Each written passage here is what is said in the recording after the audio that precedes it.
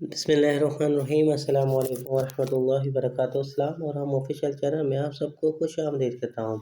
آج میں اپنے دوستوں کے لیے لے کر آیا ہوں مریض کی عیادت کا اجر۔ حضرت محمد صلی اللہ علیہ وسلم نے کیا ارشاد فرمایا، آج سامنے حدیث بیان کرنے والا ہوں۔ ویڈیو میں چلنے سے پہلے آپ دوستوں ریکویسٹ ہے اس ویڈیو کو آخر تک ضرور دیکھیں اور چینل پر نئے ہیں تو چینل کو ضرور سبسکرائب کیجیے گا۔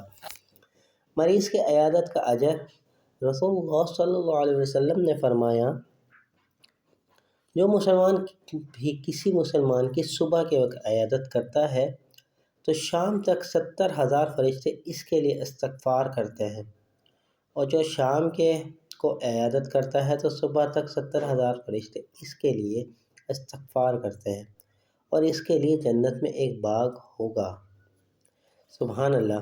امید کرتا ہوں یہ ویڈیو آپ کو پسند آئی ہوگی۔ اس ویڈیو کو زیادہ سے زیادہ شیئر ضرور کیجیے گا۔